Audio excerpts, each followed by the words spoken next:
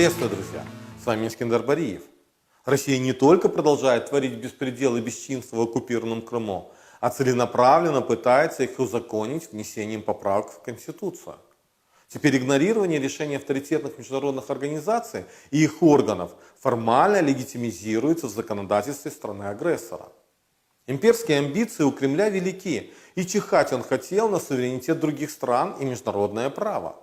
Обыски, задержания, допросы, аресты – слова, ставшие уже привычными в лексиконе жителей оккупированного Крыма. Россия превратила украинский полуостров в территорию бесправия и продолжает свою бандитскую деятельность по сегодняшний день. Какие тенденции можно проследить в действиях оккупантов за первое полугодие 2020 года? Какая динамика нарушений прав человека по сравнению с прошлым годом? Об этом поговорим в 45-м выпуске блога Liberate Crimea. Крымско-татарский ресурсный центр традиционно презентовал анализ нарушения прав человека в оккупированном Крыму за первое полугодие 2020 года. Зафиксировано 23 обыска, 13 из которых были проведены в домах крымских татар. Данный показатель значительно ниже данных за первое полугодие 2019 года. Тогда было зафиксировано 73 обыска. Такая динамика связана с пандемией коронавирусной инфекции и активной подготовкой к так называемому всеобщему голосованию. При этом тенденция преследований по политическим и религиозным мотивам остается неизменной. А российские силовики действуют в присущей им манере бандитизма. Во время проникновения в жилище повреждают имущество, проводят обыски в отсутствии хозяина, подбрасывают запрещенную литературу. За отчетный период известно о 48 задержаниях, 16 из которых в отношении крымских татар. Динамика количества задержаний также демонстрирует небольшой спад. За первое полугодие 2019 года было зафиксировано 69 случаев. Наших соотечественников продолжают задерживать и допрашивать уже по традиционным подозрениям в причастности к запрещенной в России организации Хизб ут-Тахрир, свидетели Иеговы, якобы участии в батальоне имени Нумана Челебиджихана, якобы публичных призывах к осуществлению террористической деятельности, а также якобы в незаконном приобретении, хранении, перевозке взрывчатых веществ и боеприпасов. Ряд задержаний и допросов были проведены российскими силовиками на админгранице с оккупированным Крымом. За первое полугодие 2020 года в оккупированном Крыму зафиксировано 52 случая допросов, 21 из которых в отношении представителей крымско-татарского народа. По сравнению с прошлым годом количество допросов за аналогичный период уменьшилось почти в 2 раза. Допросам подверглись задержанные после обысков, а также на админгранице с оккупированным Крымом. Кроме того, были зафиксированы случаи допросов родственников политзаключенных, религиозных деятелей, активистов крымско-татарского национального движения, членов региональных меджлисов. За первое полугодие 2020 года на полуострове зафиксировано 150 арестов, 115 из которых в отношении представителей коренного народа. Из 150 случаев 28 новые аресты, 122 продления сроков содержания под стражей.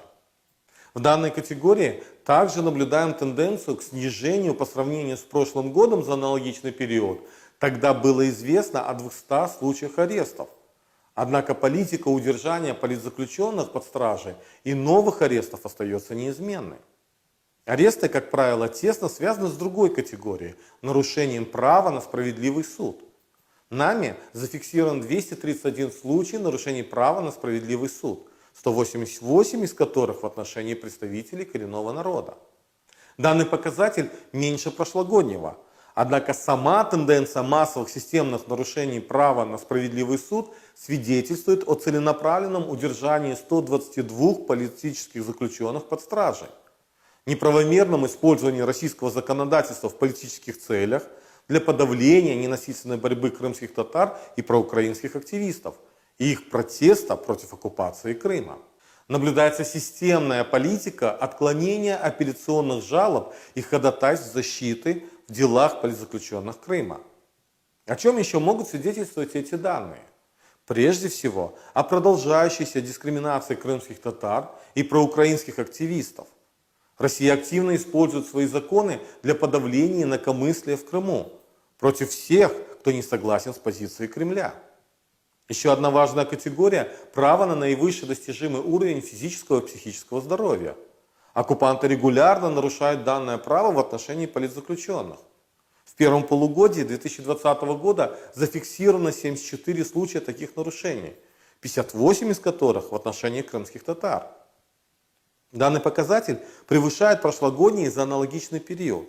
Тогда Крымско-Татарский ресурсный центр зафиксировал 68 случаев, 29 из которых были в отношении представителей коренного народа. Стоит подчеркнуть, что количество нарушений увеличилось в 2 раза в отношении крымских татар. О чем свидетельствует такая тенденция? О целенаправленной политике неоказания адекватной медицинской помощи политзаключенным в местах несвободы. Видимо, для российских властей жизнь человека ничего не стоит. Однако и тут нечему удивляться. Мы имеем дело с главным агрессором в мире – путинской России. Исходя из такой динамики, можно ли сделать вывод, что количество нарушений прав человека в оккупированном Крыму будет уменьшаться? На фоне пандемии коронавируса и подготовки к референдуму факт налицо. Однако не стоит забывать, что основной целью оккупанта является вытеснение неугодного Кремлю населения. И на этом пути он будет применять разные методы репрессий. Поживем увидим. До новых встреч.